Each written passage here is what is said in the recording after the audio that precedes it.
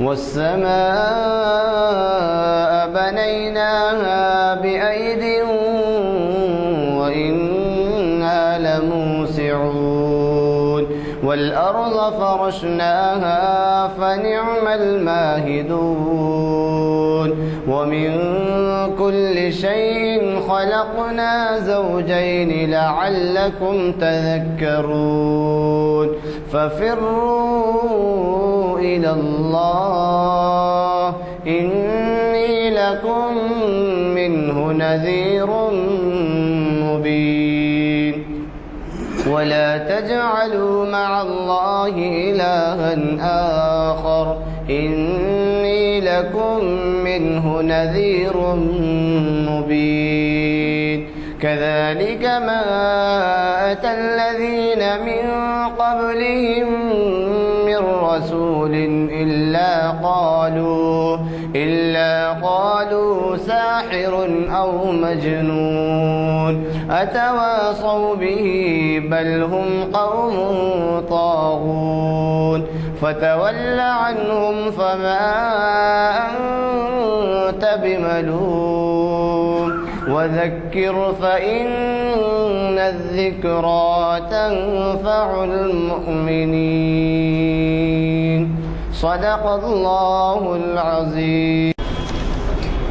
محفل سلسلے کے آج چہارشنبے کے دن محفل اقبال سناشی کی 982 نشست ہے، جس کو مخاطب کریں گے ڈاکٹر عقیل ہاشمی صاحب، جو عثمانیہ یونیورسٹی کے پروفیسر رہ چکے ہیں اور head of the department Osmania university.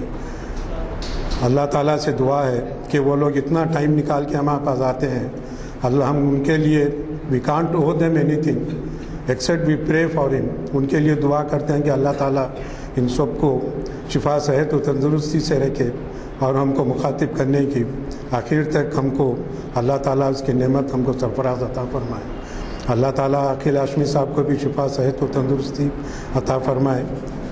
اور میں آپ کو پیر کے دن کی بھی جو ہفتے کے دن جو آنے والا ہے اس کا بھی جو ہے ایک عنوان ہے نزول قرآن کا تاریخی جائزہ، جس کو مخاطب کریں گے پروفیسر سید راشد نسیم ندوی صاحب۔ تاریخ اسلام لیکچر کی 868 لیکچر 886 لیکچر ہے، جس کو مخاطب کریں گے پروفیسر سید راشد نسیم ندوی صاحب۔ اور اسی طریقے سے جناب ایاز شیخ صاحب شریعت انفارمیشن سروس کی بعد اثر پیر کے دن جناب ایاز شیخ صاحب رمضان المبارک اور ہماری زندگی وہ عنوان پر مخاطب کریں گے۔ اور چہارشنبے کے دن 1 مئی کے دن ڈاکٹر لقائے الحق صاحب خنجر حلال کا ہے قومی نشان ہمارا، محفل اقبال سناشی کی 983 نشست کو مخاطب کریں گے۔ اب تم سے گزارش ہے کہ اس کو بھی تشریف لا کر کامیاب بنائیں۔ میں اب جناب عقیل ہاشمی صاحب کو دعوت دیتا ہوں کہ ہمیں مخاطب فرمائیں۔ ڈاکٹر عقیل ہاشمی صاحب۔ اعوذ باللہ من الشیطان الرجیم، بسم اللہ الرحمن الرحیم۔ قال اللہ تعالی فی کلام المجید والفرقان الحمید وَإِنَّا نَحْنُ نَزَّلْنَا الذِّكْرَ وَإِنَّا لَهُ لَحَافِظُونَ صدق اللہ مولانا العظیم۔ وفي مقام آخر إن الله وملائكته يصلون على النبي يا أيها الذين آمنوا صلوا عليه وسلموا تسليما اللهم صل على سيدنا مولانا محمد وآله وصحبه وبارك وسلم۔ بزرگوں اور دوستوں، اقبال شناسی کی 982ویں نشست کا یہ اہتمام یقیناً اس بات کی گواہی دیتا ہے کہ اقبال اور اقبال کے کلام سے دلچسپی رکھنے والے ہمارے درمیان ایسے محبین موجود ہیں جو یہ چاہتے ہیں کہ اقبال کے کلام کے ذریعے اپنی دینی معلومات کے ساتھ ساتھ کردار سازی کا بھی اہتمام کریں گے۔ آج کا عنوان یہ میں نے اس لیے بھی منتخب کیا کہ رمضان المبارک کی آمد ہے، اور رمضان المبارک کے بارے میں یہ بات کہی جاتی ہے کہ یہ قرآن کا مہینہ ہے۔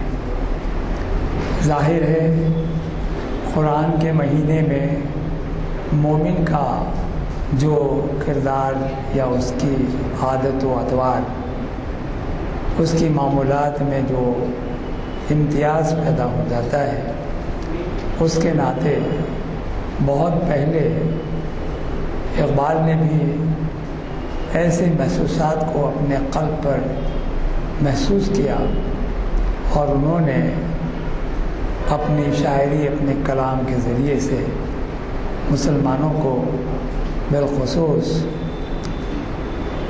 انہوں نے اس بات کی دعوت دی کہ ایمان اور یقین کی زندگی گزارنے کے لیے قرآن کا مطالعہ، اس میں غور و فکر کرنا ایک مومن کی علامت ہی نہیں، اس کا فریضہ بھی ہے۔ اس لیے بھی کہ قرآن دعوت دیتا ہے، افلا یتدبرون القرآن، کیا تم قرآن میں تدبر نہیں کرتے؟ اب سوال ہمارے یہاں یہ ہے کہ قرآن میں تدبر کیا ہے، تفکر کیا ہے؟ آج کی اس نشست میں ایک طالب علمانہ کوشش یہ ہے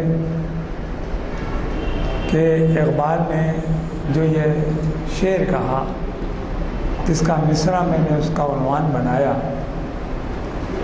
انہوں نے مسلمانوں کے بارے میں، خصوصاً مسلمان کی کیفیت، اس کی ذات اور اس کی فطرت کے متعلق انہوں نے جو کہا وہ میں آپ کی خدمت میں عرض کروں گا۔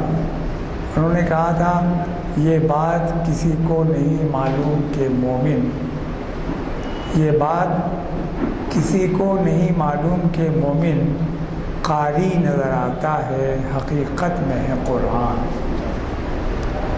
یعنی مومن کی جو کیفیت یا مومن کی جو زندگی ہے وہ قرآن سے اس قدر مربوط، اس قدر وابستہ ہے کہ اس کا چلنا پھرنا، نشست و برخاست، اس کی زندگی کا ہر لمحہ قرآن سے مطابقت رکھتا ہے، اور اس مطابقت کی منزل میں آنے کے بعد ہی وہ یہ سمجھا جاتا ہے کہ وہ چلتا پھرتا ایک قرآن ہے۔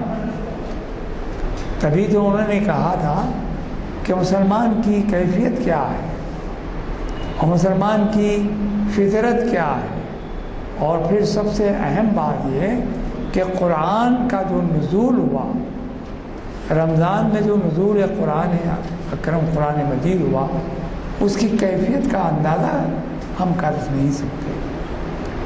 پروردگار عالم نے قرآن میں اس کی عظمت بتاتے ہوئے صاف لفظوں میں کہا کہ جیسے ابھی میں نے آپ کے سامنے آئے تھے مبارکہ کی تلاوت کی کہ انا نحن نزلنا الذکر وانا لہ لحافظون، کہ بے شک اس کتاب کو، اس ذکر کو ہم نے نازل کیا اور ہم ہی اس کی حفاظت کرنے والے ہیں۔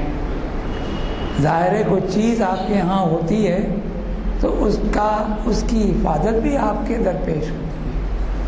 پروردگار عالم جو خالق کل ہے، خالق مطلق ہے، ساری کائنات کا بنانے والا پروردگار ہے، اس نے اپنے پیغمبروں کو انسانیت کی فلاح و صلاح کے لیے بھیجا، آدم سے لے کر رسول اکرم صلی اللہ علیہ وسلم تک۔ آپ دیکھیں گے کہا جاتا ہے کہ 1,24,000 پیغمبر اس دنیا میں تشریف لائے۔ یہ قرآن میں ایک مقام پر کہا گیا لِكُلِّ قَوْمٍ حَادٍ، وہ کون سی ایسی قوم ہے جہاں ہم نے اپنے ہادی کو نہیں بھیجا، یعنی ہدایت کرنے والے کو نہیں بھیجا۔ تو معلوم یہ ہوا کہ 1,24,000 پیغمبروں کی آمد جب یوں ہی نہیں ہوئی، بلکہ کتنی قومیں ہیں، ان کی اصلاح اور ان کی فلاح کے لیے پروردگار نے ان کو مبعوث کیا۔ لیکن ہم دیکھتے ہیں، تاریخ پڑھتے ہیں، تاریخ ملل پڑھتے ہیں، تاریخ ادیان پڑھتے ہیں، انسانوں کی اقوام کی تاریخ پڑھتے ہیں، تو پتہ لگتا ہے کہ جتنی قومیں گزری پچھلی رسول اکرم صلی اللہ علیہ وسلم سے پہلے عیسیٰ علیہ السلام تک، ان قوموں نے اپنے اپنے پیغمبروں کو جھٹلایا، ان کو تکلیف دی، ان کو آزار پہنچایا۔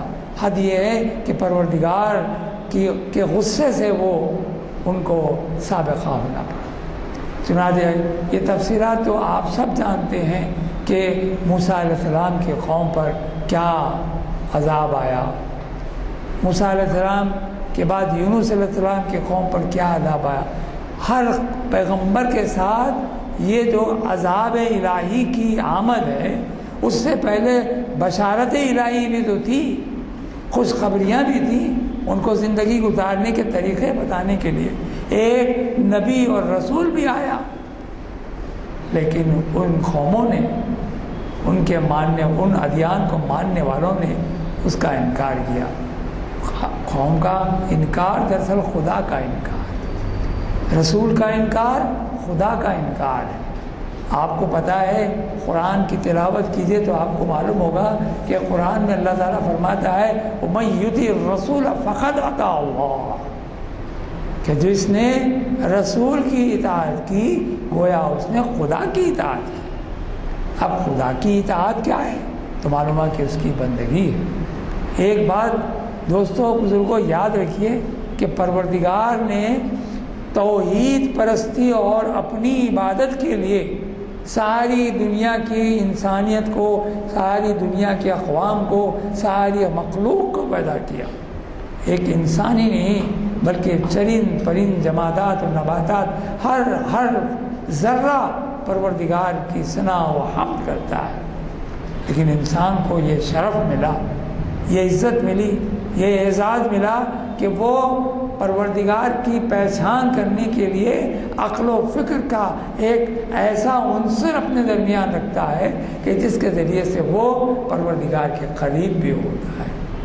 لیکن یہ پروردگار سے قریب ہونے کے طریقے کس نے بتلائے؟ تو معلوم ہوا کہ اس زمانے میں، جس زمانے میں جو قوم ہوتی تھی، اس زمانے میں اس کے مزاج اور اس کے اعتبار سے پروردگار نے قوموں کو مبعوث فرمایا۔ میں تفصیلات میں اس لیے نہیں جا رہا ہوں کہ وقت کم ہوتا ہے، اور یہ عنوان سے اگر ہم اپنے آپ کو وابستہ کرتے ہوئے اگر عنوان سے متعلق باتیں ہمارے ذہن میں آ جائیں تو پھر شاید آج کے نشست کا منشا و مقصد پورا ہو جائے۔ خالی نظر آتا ہے، حقیقت میں ہے قرآن۔ دیکھیے اقبال کی نظر دیکھیے کہ انہوں نے مسلمان کو کس نظر سے دیکھا۔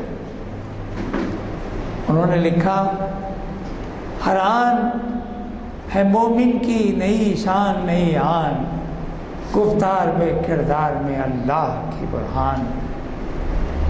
جی ایک مقام پہ کہا کہ خاکی و نوری بندے نہاد، ایک مقام پہ یہ کہا کہ شعر میں نے یہ رکھے ہیں،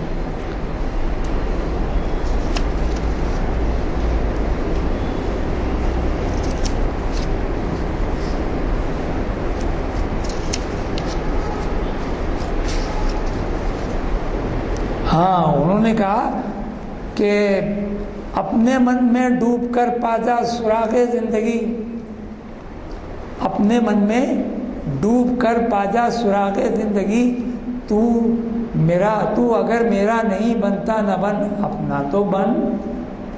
دیکھیے آپ خدا کی قدرت یہ دیکھیے کہ انسان کو پروردگار نے دعوت دی ہے سمجھنے کی، شعور کی، عقل کی، فکر کی، اور اسی کو اقبال نے اپنے کلام میں سمجھنے کی کوشش کی ہے۔ اقبال کہتے ہیں کہ وہ چیز جس کے لیے انسان کو پیدا کیا گیا، وہ کیا چیز ہے؟ وہ ہے اللہ تعالیٰ کی محبت، رسول کی محبت، توحید پرستی اور رسالت کی ایک ایسی چاشنی جو مومن کے دل و دماغ میں رس بس جائے۔ اقبال کا کمال یہ ہے کہ وہ قرآن سے سوچتے تھے، قرآن سے بولتے تھے، قرآن ان کے لیے مقصد تھا، اور اس مقصدیت کے تحت یہاں تک انہوں نے ایک مقام پر کہا کہ اگر انہوں نے معروضہ سرور کائنات میں ایک معروضہ پیش کیا رسول اکرم صلی اللہ علیہ وسلم کی خدمت میں کہ اے رسول اکرم، اگر میری زبان سے، میرے ذہن سے اگر حق اور رسول کی محبت، توحید پرستی اور اسلام کی دعوت نہ نکلے تو پھر آپ قیامت کے دن مجھے اپنی شفاعت اور اپنی زیارت سے آپ سے محروم رکھیں، کر دیں۔ کہ وہ ایک ایسا انہوں نے معروضہ پیش کیا جس سے اندازہ ہوتا ہے کہ اقبال کے نزدیک قرآن کا کیا مقام و مرتبہ ہے۔ میں آپ کو بتاؤں کہ قرآن کا نزول کیسے ہوا۔ یہ تو سبھی جانتے ہیں کہ رسول اکرم صلی اللہ علیہ وسلم غار حرا میں تشریف رکھتے تھے، اور غار حرا میں مہینوں، 15 دن، 8 دن، 10 دن وہ غار حرا جبل نور میں، جبل نور پر تقریباً 32 فٹ اونچا ایک مقام ہے غار حرا۔ اس غار حرا میں آپ ہمیشہ معتکف ہوتے تھے اور فکر کرتے تھے۔ ایک دن ایسا ہوا کہ ایک فرشتے کا نزول ہوا، اور وہ فرشتہ جبرائیل ہے۔ جبرائیل نے آ کر رسول اکرم صلی اللہ علیہ وسلم سے فرمایا، کہا کہ اقرا۔ تو رسول اکرم صلی اللہ علیہ وسلم نے کہا ما انا بقاری، میں قاری نہیں ہوں، پڑھنا نہیں جانتا۔ پھر فرشتے نے کہا اقرا۔ پھر رسول اکرم صلی اللہ علیہ وسلم نے کہا ما انا بقاری، میں پڑھنا نہیں جانتا۔ تیسری مرتبہ پھر جبرائیل جو فرشتے تھے انہوں نے پھر کہا کہ اقرا۔ تو رسول اکرم صلی اللہ علیہ وسلم نے پھر فرمایا ما انا بقاری، میں قاری نہیں ہوں، ماذا اقرا، میں کیا پڑھوں۔ تب جبرائیل علیہ السلام نے حضرت رسول اکرم صلی اللہ علیہ وسلم کو اپنے گلے لگا لیا، بھیج لیا۔ حدیث میں آیا ہے کہ رسول اکرم صلی اللہ علیہ وسلم فرماتے ہیں کہ جس وقت فرشتے نے مجھے اپنے بازوؤں میں لے کر بھیجا تو مجھے اپنی سانسوں میں تکلیف محسوس ہونے لگی، اس زور کے ساتھ انہوں نے ان کو بھیج دیا۔ پھر اس کے بعد فرشتے نے کہا اقرا باسم ربک الذی خلق، پڑھ اللہ کے نام سے جو پروردگار ہے، جو مخلوق بنا ہے۔ اقرا باسم ربک الذی خلق، خلق الانسان من علق، اقرا ربک الاکرم الذی علم بالقلم، علم بالقلم، علم الانسان ما لم یعلم۔ اس کے ترجمے پر آپ غور کریں تو معلوم ہوگا کہ اللہ تعالیٰ نے فرمایا ان 5 آیات میں کہ ہم نے انسان کو ایک خون کے قطرے کے ساتھ پیدا کیا ہے، اور پھر آپ کو معلوم ہے وہ علم الانسان ما لم یعلم کہا کہ وہ باتیں وہ جو انسان نہیں جانتا تھا اس کو بتایا ہے۔ یہ 5 آیتیں آپ کے تلاوت آپ نے کی، اور اس فرشتے نے آگے بڑھ کر ایک غار سے نکل کر اس نے ایک پیر زمین پر مارا تو وہاں سے پانی کا چشمہ ابل آیا۔ اکثر لوگ پوچھتے ہیں کہ بھائی یہ وضو کا طریقہ کس نے سکھایا؟ رسول اکرم صلی اللہ علیہ وسلم نے سکھایا، حدیث سے ثابت ہے، لیکن رسول اکرم صلی اللہ علیہ وسلم کو بھی جبرائیل نے سکھایا، اور اسی وقت سکھایا کہ جب ان 5 آیتوں کا نزول ہوا اور وضو کرنے کا طریقہ حضرت جبرائیل علیہ السلام نے وضو کا رسول اکرم کو سکھایا، اور وہاں آپ نے 2 رکعت نماز بھی پڑھائی۔ آپ کو پتہ ہے، تاریخ پڑھیے، آپ کو معلوم کہ اسلام کا جو مزاج ہے وہ اس قدر اعتدال والا ہے، نہ اس میں زیادتی ہے نہ اس میں کمی ہے، اعتدال ہے، میانہ روی ہے، درمیانی اور وسط ہے۔ رسول اکرم صلی اللہ علیہ وسلم اس ساری کیفیت کو لے کر جب گھر تشریف لاتے ہیں تو حضرت اپنی زوج محترمہ ام المومنین حضرت خدیجہ الکبریٰ سے فرماتے ہیں ظلمونی، مجھے سردی ہو رہی ہے، مجھے کچھ اڑا دو۔ تو آپ نے ان کو چادر اڑا دی۔ کچھ دیر کے بعد پھر آپ نے اپنی اہلیہ ام المومنین کو تمام قصہ واقعہ بتایا۔ اور کہا کہ مجھے اندیشہ یہ ہے کہ میں اپنی جان سے جاؤں گا، یا مطلب ہے کہ میری جان چلی جائے گی، یہ مجھے قسم کی طرح کی کیفیت میرے پہ طاری ہے۔ مختصر یہ کہ حضرت بی بی خدیجہ کبریٰ اپنے چچا زاد بھائی ورقہ بن نوفل جو عالم ہے، جو عیسائی ہیں اور قدیم کتب تورات اور انجیل کے عالم ہیں، اور کسی حد تک وہ اپنے پرانے علوم سے بھی واقفیت رکھتے ہیں، ان کے پاس پہنچے اور تمام واقعہ سنایا تو حضرت ورقہ بن نوفل نے کہا کہ وہی ناموس اکبر ہے جو عیسیٰ کے پاس بھی آیا تھا، مریم کے پاس بھی آیا تھا، موسیٰ اور ابراہیم کے پاس بھی آیا تھا۔ اگر میں صحیح سمجھتا ہوں تو تم اس دور کے رسول بنائے گئے ہو، اور یقین ہے کہ تمہاری قوم تم کو اپنے ملک سے، اپنے وطن سے تم کو باہر نکال دے گی۔ اگر میں اس وقت تک زندہ رہوں تو یقیناً میں تمہاری طرفداری اور تمہاری حمایت میں کھڑا رہوں گا۔ یہ ورقہ بن نوفل ہے۔ یہ تمام باتیں ہونے کے بعد دیکھیے کہ قرآن کا نزول ہوا، اس انداز سے ہمارے پاس نزول ہوا۔ اب مومن کی شان کیا ہو رہی ہے یہ بتائیے۔ تو معلوم ہوا کہ سرکار دو عالم صلی اللہ علیہ وسلم ہمارے پاس ایک رول ماڈل کی طرح آئے ہیں۔ قرآن اس کا اعلان کرتا ہے لَقَدْ كَانَ لَكُمْ فِي رَسُولِ اللَّهِ أُسْوَةٌ حَسَنَةٌ، کہ بے شک تمہارے درمیان رسول اکرم صلی اللہ علیہ وسلم کا جو اسوہ ہے، جو طریقہ ہے، جو زندگی ہے، جو نشست برخاست ہے، ان کے زندگی کے اعمال ہے، ان کا کردار ہے، ان کی ذات ہے، ان کی کیفیات ہے، وہ سب تمہارے لیے ایک نمونہ ہے۔ اگر تم اس کی پیروی کر لو تو پھر تمہارے لیے کوئی عجب نہیں کہ خدا کے یہاں تم مقبول و مبارک حیثیت سمجھے جاؤ گے۔ رسول اکرم صلی اللہ علیہ وسلم نے اپنی ابتدائی زندگی یہ یاد رکھیے کہ رسول اکرم صلی اللہ علیہ وسلم 40 برس میں نبی بنائے گئے۔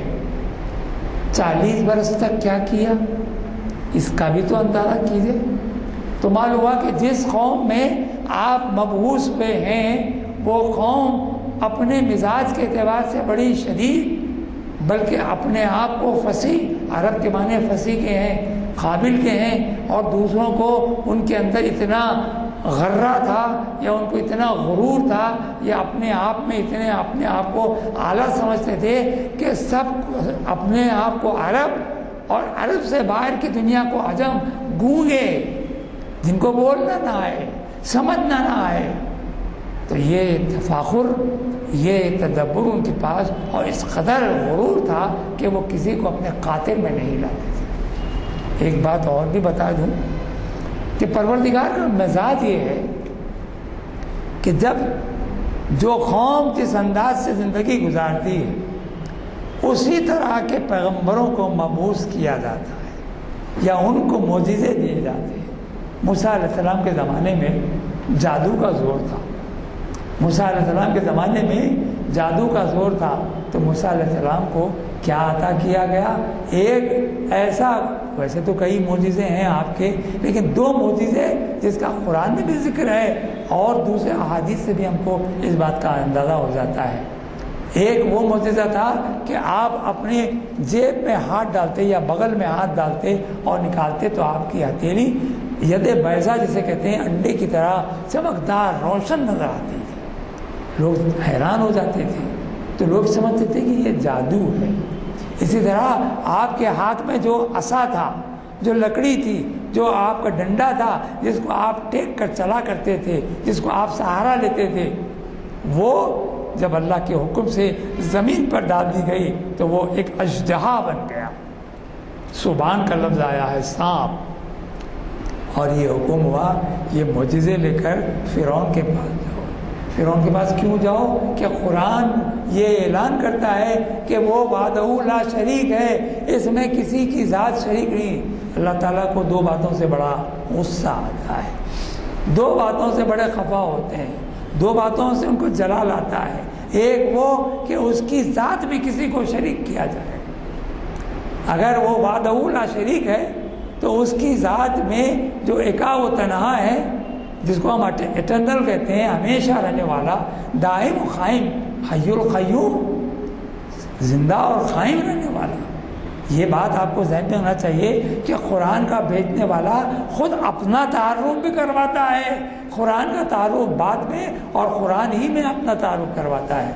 کبھی آپ نے سورہ اخلاص پر غور کیا؟ سورہ اخلاص قل هو اللہ احد اللہ الصمد لم یلد ولم یولد ولم یکن له کفوا احد. یہ اللہ تعالیٰ کا تعارف ہے.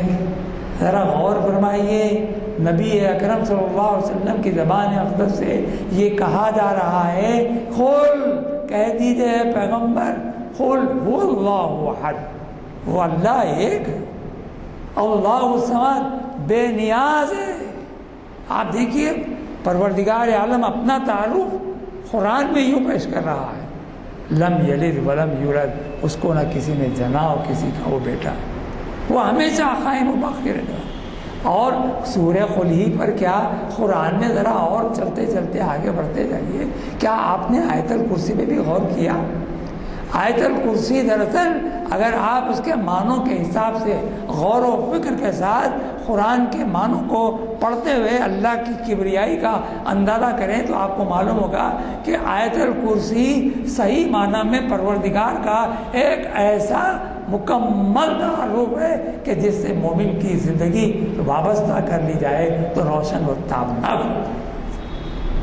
اب یہ اندازہ کیجیے رسول اکرم صلی اللہ علیہ وسلم. تو میں کہہ رہا تھا کہ موسیٰ علیہ السلام معجزے لے کر پہنچے فرعون کے پاس. فرعون کے جادوگر دربار میں تھے. جب موسیٰ کا عصا زمین پر پڑا تو سارے لوگ ڈر گئے، حیران ہو گئے. پھر اس نے بھی کہا کہ اپنے جادوگروں سے کہا کہ تم اپنی جادو بتاؤ. انہوں نے کچھ اپنی رسیاں وغیرہ جو بھی تھی اس سے جادو کیا. لیکن پروردگار کا معجزہ کہتے ہیں کہ جہاں عقل عاجز آ جائے، عقل جہاں عاجز آ جائے، فہم ہماری ناکارہ ہو جائے، ہمارا کوئی حص ہمارے کام کا نہ رہے. وہ اجداد جو موسیٰ علیہ السلام کا تھا، ان تمام جو جادوگری کے تمام حربے تھے ان تمام کو اس نے نگل لیا. وہ جادوگر سمجھ گئے کہ یہ کچھ اور چیز ہے. فوری انہوں نے فرعون کا ساتھ چھوڑ دیا اور موسیٰ کے ساتھ ہو گئے. تو معلوم ہوا کہ حق کس طرح آتا ہے. وَإِذْ جَاءَ الْحَقُّ الْبَاطِلُ، کس طرح آ رہا ہے حق اور باطل کا جو معاملہ ہے. اسی طرح رسول اکرم صلی اللہ علیہ وسلم، ہاں عیسیٰ علیہ السلام کے زمانے میں بھی آپ کو معلوم ہے عیسیٰ علیہ السلام کے زمانے میں کس چیز کا زور تھا؟ عیسیٰ علیہ السلام کے زمانے میں جادو کا زور نہیں تھا، حکمت کا زور تھا، طب کا زور تھا. حکیم جالینوس، کبھی آپ نے نام سنا ہوگا جالینوس کا.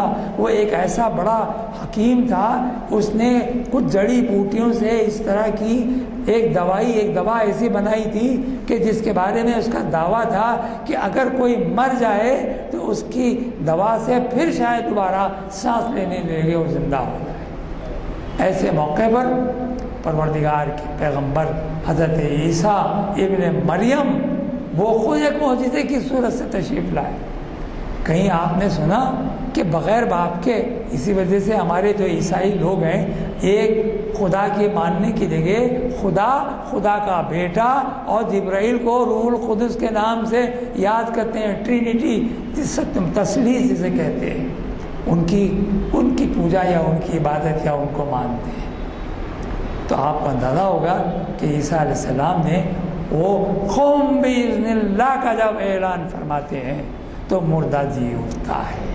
قوم باذن اللہ، کھڑے ہو جا، زندہ ہو جا، اللہ کے حکم سے، عیسیٰ کے حکم سے نہیں. تو معلوم ہوا کہ موسیٰ ہو کہ عیسیٰ، ان کے دور کے زمانے میں جو قومیں تھیں انہی قوموں کے اعتبار سے اللہ تعالیٰ نے معجزے بھی ان کو عطا کیے. رسول اکرم صلی اللہ علیہ وسلم کے زمانے میں کس چیز کا زور تھا؟ تو معلوم ہوا ابھی میں نے جیسے آپ کے سامنے کہا کہ اس زمانے میں ان کو اپنی طلاقت لسانی پر، اپنی زبان دانی پر، اپنی سمجھے کہ عربی دانی پر اتنا غرور تھا کہ وہ کسی کو خاطر میں نہیں لاتے. حد یہ ہے اگر میں آپ کو بتاؤں تو وہاں کی بدوی عورتیں جو ہوتی تھیں جو دشت بیاباں میں رہتے ہیں، خانہ بدوشی زندگی گزارتے تھے، وہ زندگی گزارنے والی ایک معمولی عورت جو پڑھی لکھی نہیں تھی لیکن حافظہ اور مزاج دانی اور زبان دانی کا یہ عالم تھا کہ وہ فی الفور 100 شعر پڑھ دیتی تھی۔ ایسے موقع پر پروردگار نے حضور اکرم صلی اللہ علیہ وسلم کو مبعوث فرمایا اور قرآن جیسا معجزہ دیا۔ پروردگار عالم نے حضور اکرم کو جہاں کئی معجزے عطا فرمائے، چاند کا شق ہو جانا ایک عظیم معجزہ ہے، سورج کا پلٹ کے آنا ایک عظیم معجزہ ہے، انگلیوں سے پانی کا بہہ جانا ایک عظیم معجزہ ہے، درختوں کا آپ کے سامنے آ کر سجدہ ریز ہو جانا ایک معجزہ ہے، کافر ابو جہل کے ہاتھ میں جب کنکریاں آتی ہیں تو رسول اکرم صلی اللہ علیہ وسلم کے ایک معجزہ یہ ہے کہ کنکریاں اس کی شہادت دیتی ہیں، کافر کے ہاتھ میں کنکریاں ہیں۔ تو معلوم ہوا کہ پروردگار عالم کی فطرت اور اللہ تعالیٰ کا منشا ہی یہ ہے کہ اس زمانے کی قوم اور اس زمانے کے لوگوں کے ساتھ جس طرح کا برتاؤ کیا جانا چاہیے اسی طرح کے انداز سے معجزے بھی اس رسول کو دیے جاتے ہیں۔ حضور اکرم صلی اللہ علیہ وسلم کو قرآن کا معجزہ دیا گیا۔ قرآن ایک ایسا دستور حیات ہے کہ اس کا ایک حرف آپ کے دل و دماغ پر اگر مرتسم ہو جائے، جم جائے اور اس کی پابندی کرنے پر آپ آمادہ ہو جائیں، رسول اکرم صلی اللہ علیہ وسلم کی زندگی کے ساتھ اپنے آپ کو وابستہ کرتے ہیں، تو پھر آپ کی زندگی میں وہ ممینہ شان پیدا ہوتی ہے کہ جس کے بارے میں کہا گیا کہ اللہ تعالیٰ نے قرآن کے ذریعے سے مومن کی وہ کیفیات کو بتایا ہے کہ جس کے بارے میں یہ کہا جاتا ہے کہ اگر کوئی شخص صدق دل کے ساتھ لا الہ الا اللہ اور محمد رسول اللہ کہہ دے تو وہ داخل جنت ہو جاتا ہے۔ لیکن کیا صرف لا الہ الا اللہ محمد رسول اللہ کہنے سے داخل جنت ہو جائیں گے؟ نہیں، بلکہ ہم کو یہ ہدایت دی گئی ہے افلا یتدبرون القرآن، قرآن میں تدبر کرو۔ اور وہ قرآن کی عظمت کو بتاتے ہوئے پروردگار نے کہا کہ لو انزلنا هذا القرآن على جبل لرأيته خاشعا متصدعا من خشية الله وتلك الأمثال نضربها للناس لعلهم يتفكرون۔ اگر یہ قرآن کو ہم چٹان پہاڑوں پر نازل کرتے تو چہار اس کی خشیت سے ریزہ ہو جاتی، لیکن پروردگار نے انسان کے قلب پر صدر کہتے ہیں سینے کو، صدر رسول اکرم صلی اللہ علیہ وسلم پر اس کا نزول فرمایا۔ آپ نے حافظوں کو بھی قرآن پڑھتے سنا ہے تو معلوم ہوا کہ ان کے سینوں میں قرآن محفوظ ہے، ایک ایسا ٹیپ ریکارڈر ہے جو اپنی زبان سے پروردگار کے کلمات کو ادا کرتا ہے۔ آپ نے کبھی محسوس کیا کہ حفاظ کرام کتنی روانی اور فراست اور تبدل کے ساتھ قرآن پڑھتے ہیں؟ رسول اکرم صلی اللہ علیہ وسلم کے ایک حکایت ہے کہ آپ نے کہا کہ کعبۃ اللہ کی دیوار پر اس زمانے میں جو عکاس کا میلہ ہوتا تھا، اس عکاس کے میلے میں جو سب سے بہتر قصیدہ ہوتا تھا وہ لٹکا دیا جاتا تھا، نمبر 1۔ اسی طرح 7 قصیدے لٹکائے جاتے تھے جس کو سبع معلقات کہا جاتا ہے، وہ آج بھی درس نظامی میں موجود ہے۔ بعض لوگ کہتے ہیں کہ سبع معلقات 7 نہیں ہیں 13 ہیں، بعض کہتے ہیں 11 ہیں، ٹھیک ہے، لیکن اس وقت رسول اکرم صلی اللہ علیہ وسلم کی حیات طیبہ میں وہ 7 قصیدے موجود تھے۔ حضور اکرم صلی اللہ علیہ وسلم کے ایما پر وہ 2 آیتیں، 2 ٹکڑے آیتوں کے، انا آتینا کل کوثر فصلی لربک وانحر، بس یہ لکھ کر لگا دیا گیا۔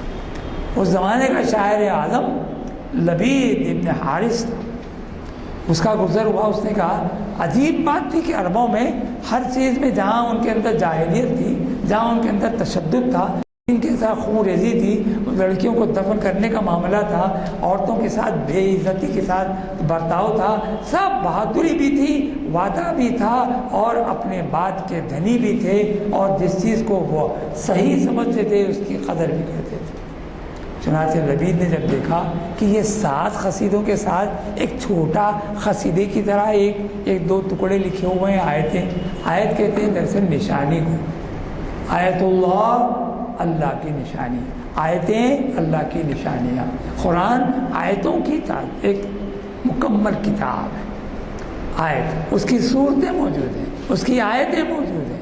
تو حضور اکرم صلی اللہ علیہ وسلم کے جب لبید نے یہ دیکھا پڑھا تو اس کو احساس ہوا کہ یہ کلام تو غیر معمولی ہے۔ اس نے کہا کہ ما ھذا کلام البشر، یہ کسی انسان کا کلام معلوم نہیں ہوتا۔ اس کو خفت ہوئی، خجالت ہوئی، شرمندگی ہوئی، اور اس نے اپنا قصیدہ اتار لیا۔ کیوں؟ اس لیے کہ ساتھی قصیدے ہونا ہے، آٹھواں نہیں ہونا ہے۔ لیکن جب شاعر اعظم نے اپنا قصیدہ اتار لیا تو پھر دوسروں کی کیا مجال کہ اس کا قصیدہ رہے۔ اب فکر یہ ہوئی کہ آخر یہ دو جو ٹکڑے ہیں، یہ دو آیتوں کے حصے ہیں، آخر اس کا تکمیلہ کیسا ہوتا ہے کہ 4 ہیں، 5 ہیں، اس سے آگے کیا ہے؟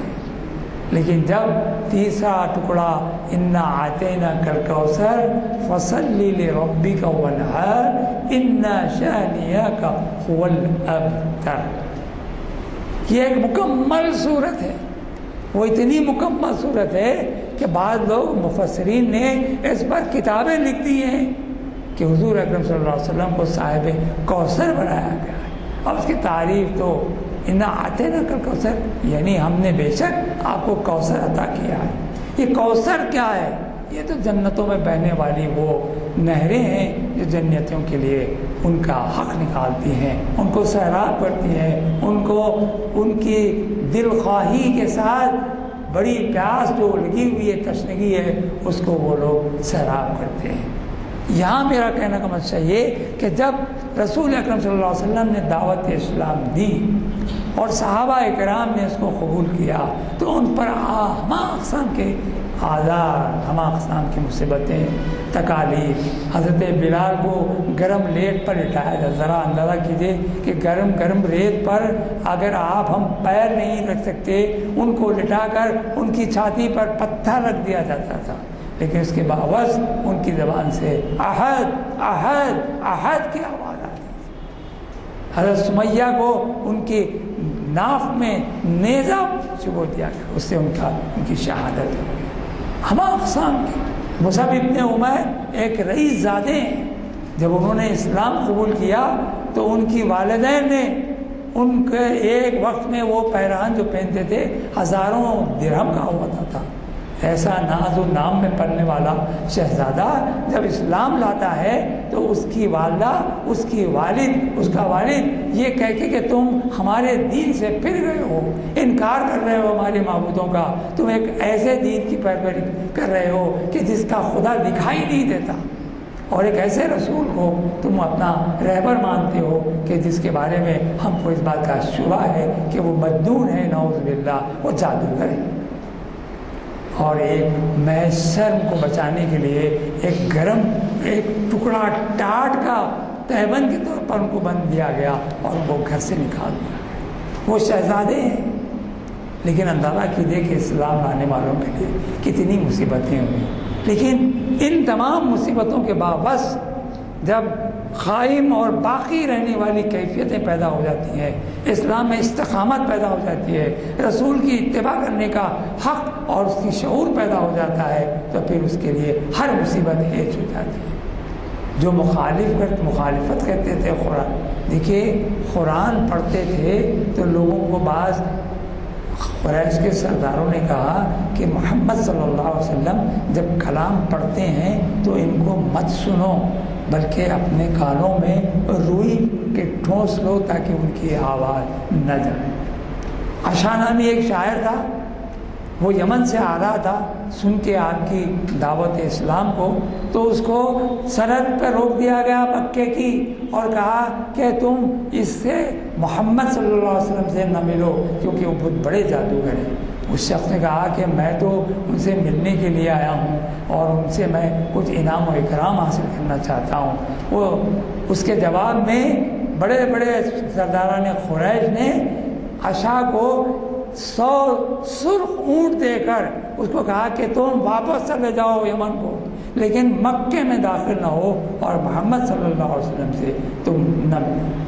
ایک عجیب بات ہے، ایک بڑھیا کا ایک عجیب واقعہ ہے کہ ایک بڑھیا جو سامان لے کر مکے سے آگے نکل رہی تھی، اس کی جو گٹھری تھی اٹھائی نہیں جا رہی تھی، تو رسول اکرم صلی اللہ علیہ وسلم کا وہاں گزر ہوا.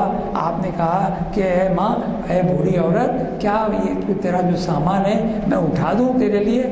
اس نے کہا کہ اے شخص، تو یہ اٹھا دے، کیونکہ میں مکے پہ رہنا نہیں چاہتی، کیونکہ میں نے سنا ہے کہ ایک ایسا جادوگر یہاں آیا ہوا ہے، یہاں موجود ہے، کہ جس سے جو شخص ملتا ہے بس اسی کا ہو جاتا ہے.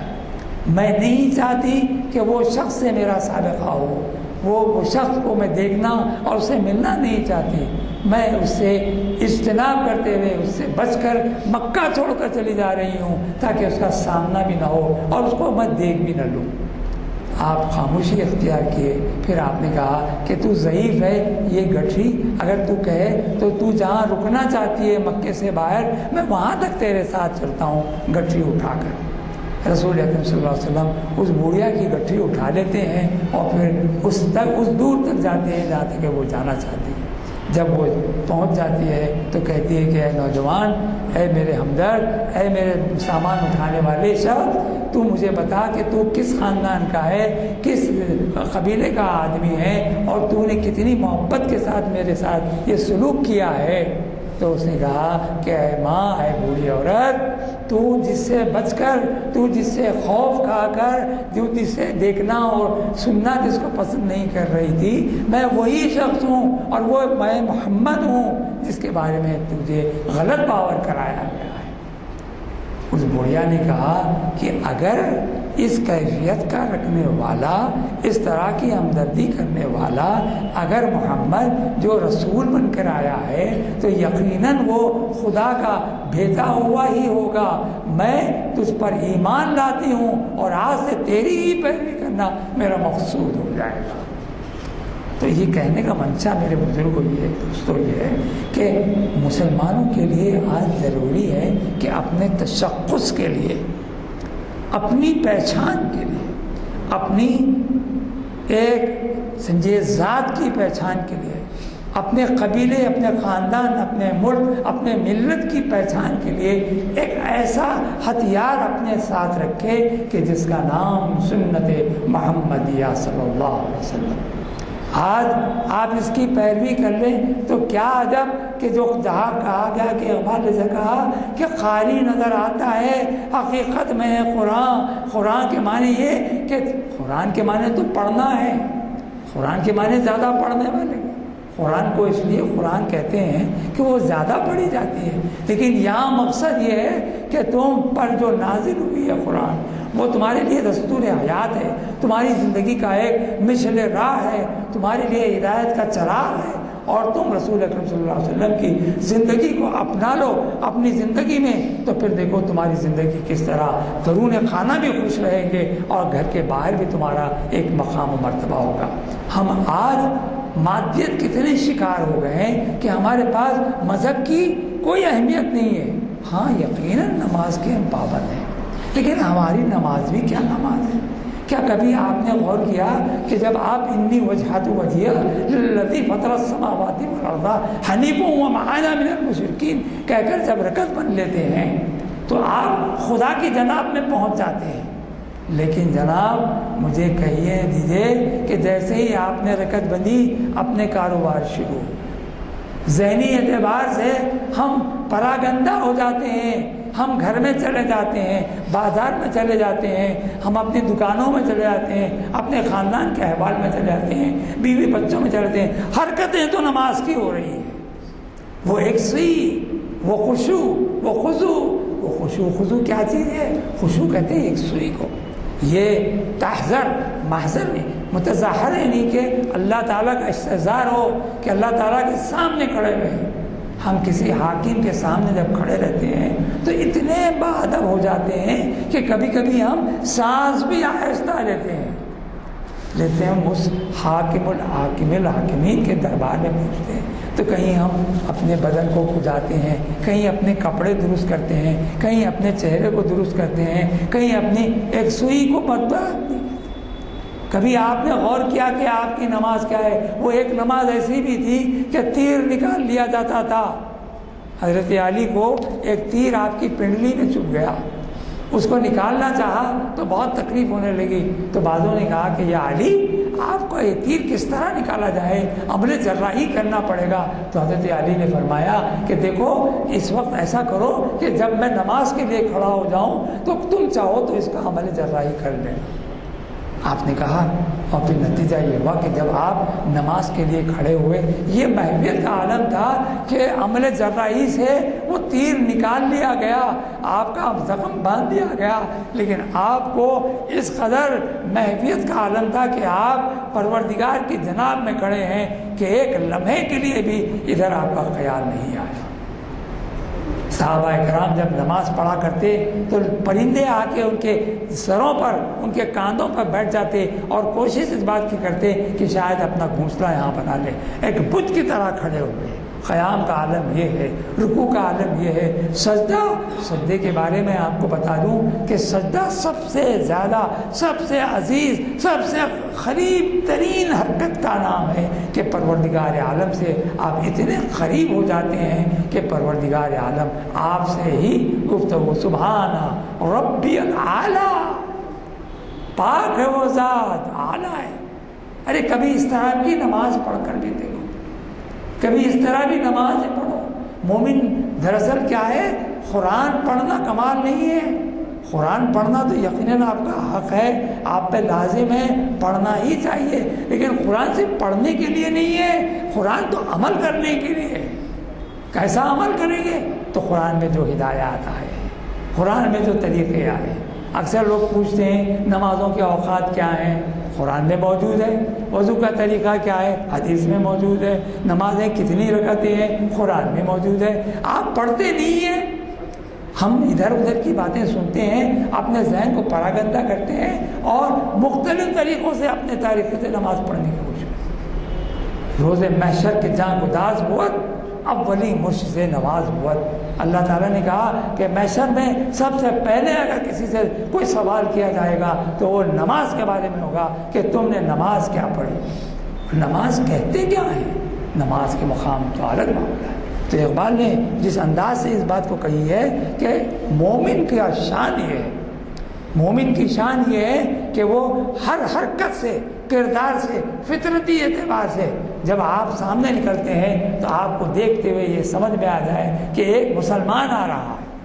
آج ہمارے پاس یہ ہو رہا ہے کہ جب کوئی مسلمان سامنے آ رہا ہے تو ہم یہ دیکھتے ہیں تو معلوم یہ ہوتا ہے کہ وہ مسلمان کم اور کچھ اور زیادہ ہے۔ عجیب عجیب بات ہے۔ ایک آخری بات یہ کہتا ہوں، وقت بہت کم ہے، آپ کو معلوم ہے ہمارے پاس سلام کرنے کا ایک طریقہ ہے، السلام علیکم، بعد میں رحمت اللہ علیکم مل کر کہتے، لیکن ہمارے پاس آج کا طریقہ کیا ہے، اشاروں سے سلامتی ہو تم پر، تو پھر وعلیکم السلام جب آپ کہتے ہیں واپس میں اور تم پر بھی سلامتی ہو، یہ جواب ہے۔ ہمارے پاس کہا گیا کہ ایک مومن کو، مومن کی شان یہ ہے کہ دوسرے مومن کے سلام کا انتظار نہ کرے بلکہ سلام میں پہل کرے۔ اب چاہے چھوٹا ہو یا بزرگ ہو، برابر ہو یا نہ ہو، ہمارے پاس کیا ہے، طبقاتی کشمکش ہے۔ یہ بہت بڑا آدمی ہے، کہاں کا بڑا آدمی؟ بڑا آدمی تو وہ ہے جو کردار سے بڑا ہوتا ہے، بڑا آدمی تو وہ ہے جو قرآن کی تربیت کے یافتہ ہے۔ قرآن میں اقبال نے کہا کہ کیا کہ قرآن میں ہو غوطہ ہے مرد مسلمان، اللہ کرے تجھ کو عطا جدت کردار۔ قرآن میں ہو غوطہ ہے مرد مسلمان تو کہا گیا، لیکن اللہ کرے تجھ کو عطا جدت کردار۔ یہ جدت کردار کیا ہے؟ کردار میں کیا جدت پیدا کریں گے، کیا نیا پن کریں گے؟ تو جدت کردار کا معنی کچھ اور نہیں ہے، جو انسانی کردار ہے اس میں وہ جو تابندگی، روشنی ہے، وہ سنت کی پیروی کے ساتھ اپنے پاس پیدا کرو، وہ تمہارے پاس جدت پیدا کرے گی۔ وہ جدت کچھ نہیں کہ تمہارا ہر لمحہ، تمہاری ہر حرکت جو قرآن سے عین مطابقت رکھتی ہے، تو پھر یہ دیکھیے کہ تم چلتے پھرتے مسلمان نہیں، چلتے پھرتے تم قرآن رکھتے، قرآن چلتا پھرتا ہے، قرآن چلتا پھرتا ہے، قرآن دلوں میں جائے، قرآن سانسوں میں ہے، قرآن ذہن میں ہے، قرآن میں آنکھوں میں ہے۔ کب ہوگا؟ ہمارا یہ فرض بنتا ہے، بزرگ ہوں تو اپنے خاندان پر نظر کریں، نوجوان ہوں تو اپنے اہلیان محلہ اور اپنے خانہ پر نظر کریں، بچوں کی تربیت۔ آج ہمارے بچے اعلیٰ درجے کی تعلیم تو حاصل کر رہے ہیں، یقیناً مجھے بڑی خوشی ہوتی ہے۔ ہمارے بچے ڈاکٹر، انجینئر، فلاں، آئی ٹی بہت پڑھا ہے، لیکن ذرا دوسرا رخ تو دیکھیے تو معلوم ہے کہ باپ کے سامنے لمبے پیر کر کے بیٹھا ہوا ہے، باپ کے ساتھ بات ہی نہیں کرتا، سر پر ٹوپی پہننا تو آج کل فیشن ہو گیا ہے۔ بھائی دیکھیے ہر جگہ کا ایک ڈریس کوڈ ہوتا ہے، ڈریس کوڈ یعنی اسکول میں یونیفارم ہوتا ہے، نماز کا بھی یونیفارم ہے بھائی۔ نماز کا یونیفارم یہ ہے کہ سر پہ ٹوپی ہو، لباس چاہے کچھ بھی ہو، آپ ایک عبد کی حیثیت سے، ایک غلام کی حیثیت سے، ایک بندے کی حیثیت سے آقا کے سامنے کھڑے رہیں، ننگے سے مانگون کمائے ہوئے۔ ذرا کسی منسٹر کے سامنے کبھی چلے جائیے بے محابہ، آپ کی ہمت نہیں ہوگی، کیونکہ ہم ظاہری دنیا پہ دیکھ رہے ہیں۔ اسی وجہ سے اس زمانے کے عرب نے بھی کہا، ارے محمد یہ تمہارا خدا کیسا ہے، دکھائی نہیں دیتا، اور تم کیسے رسول ہو؟ قرآن اعلان کرتا ہے ما ھذا رسول، یہ کیسا رسول ہے؟ یاکل الطعام ویمشی الاسواق، ارے کھاتا پیتا بھی ہے، بازاروں میں بھی گھومتا ہے، ارے یہ رسول ہے؟ وہ حیران ہوتے تھے، مگر پروردگار عالم کی فطرت یہ ہے، مشیت یہ ہے، اللہ تعالیٰ کی عادت الہی یہ ہے کہ اس قوم کو اللہ تعالیٰ ہدایت کو مبعوث کرنے کے لیے اسی قوم کے پیغمبروں کو پیش کرتا ہے، بھیجتا ہے، مبعوث کرتا ہے۔ رسول اکرم صلی اللہ علیہ وسلم خاتم النبیین ہے، ان کے بعد کوئی اور رسول و نبی نہیں آئے گا، کیونکہ وہ رحمت للعالمین ہے، پروردگار رب العالمین ہے، تو حضور اکرم رحمت للعالمین ہے، ایک عالم نہیں، عالمین۔ اب اس پر غور کرنا ہے۔ آج ہمارے بعد ہم پابند ہیں الحمدللہ قرآن پڑھنے کے، ہم پابند ہیں نمازوں کے الحمدللہ، مگر ہمارا جو معاشرہ ہے، ہماری جو تربیت گاہیں ہیں وہ ایک سر بدلی ہوئی ہیں۔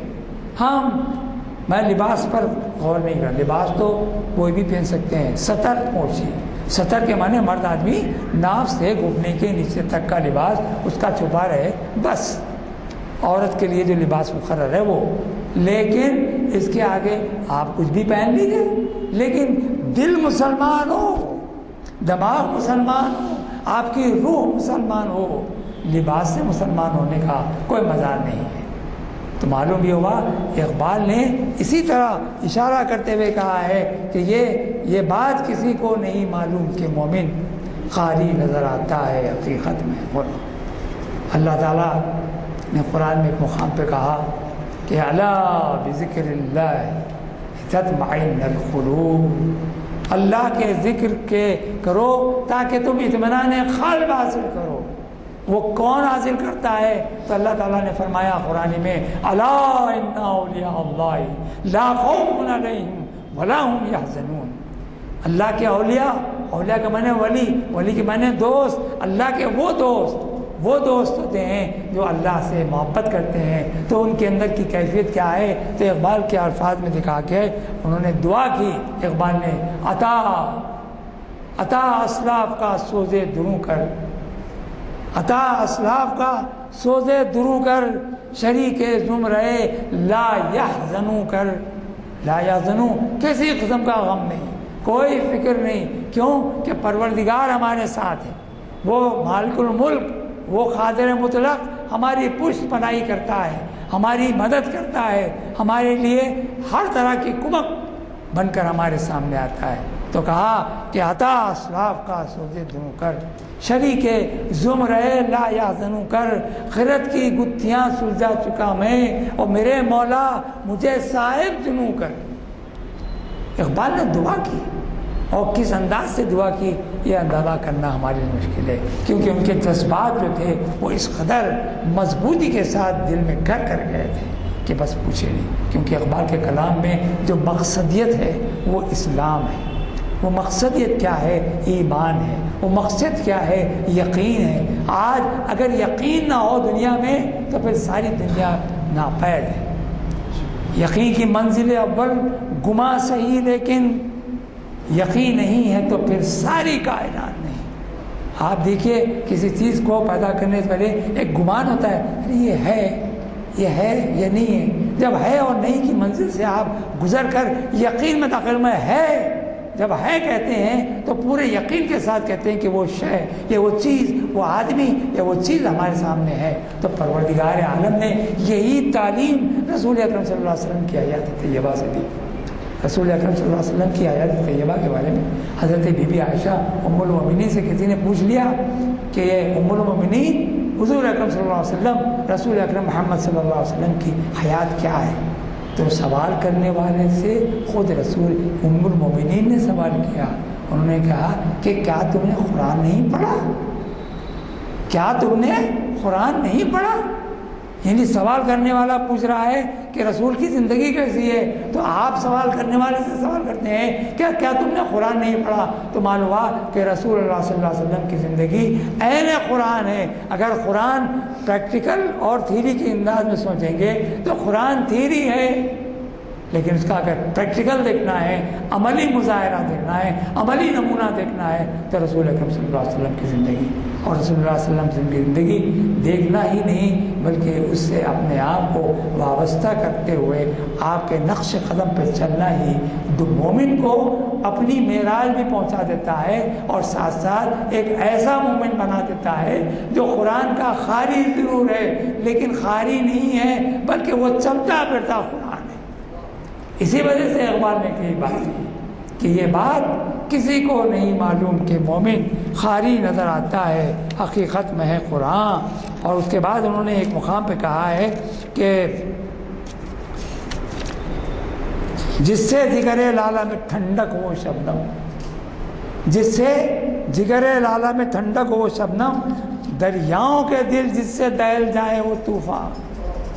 کیا بات کہی دیکھیے آپ۔ اس کے بعد انہوں نے کہا کہ یقین محکم عمل پہ ہم محبت فاتح عالم، یہ مشہور شعر ہے ان کا، لیکن اس میں غور کیجئے انہوں نے یقین کی بات کہی ابھی جس میں نے کہا کہ یقین محکم عمل پہ ہم محبت فاتح عالم، یقین پہرے کرو اور عمل پہ ہم کرو اور اسی کے ساتھ ساری دنیا کو تم تسخیر کر سکتے ہو۔ تو کہا کہ یقین محکم عمل پہ ہم محبت فاتح عالم، جہاد زندگانی میں یہ مردوں کی شمشیر ہے، شمشیر کی ضرورت نہیں ہے۔ حکومت، بادشاہی، علم اشیاء کی جہانگیری، یہ سب کیا ہیں؟ فقط ایک نقطۂ ایمان کی تفسیر ہے۔ نقطۂ ایمان کی تفسیر اگر ہے تو یہ سب چیزیں ہیں، لیکن وہ کب؟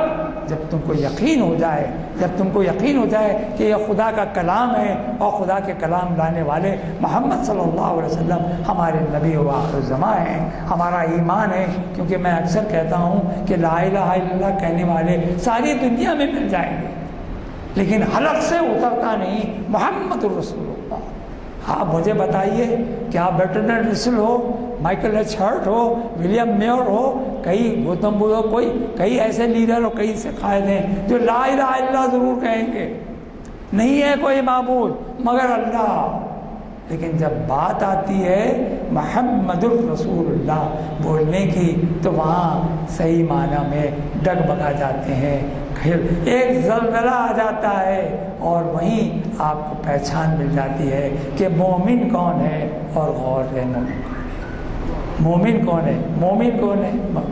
مومن کی شان یہ ہے کہ بے تیغ بھی لڑتا ہے۔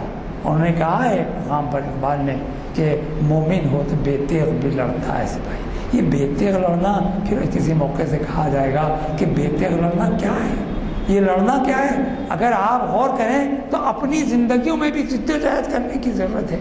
لڑائی کے معنی صرف تلوار بندوق سے لڑائی نہیں ہوتی بلکہ اپنے آپ سے بھی لڑائی ہوتی ہے۔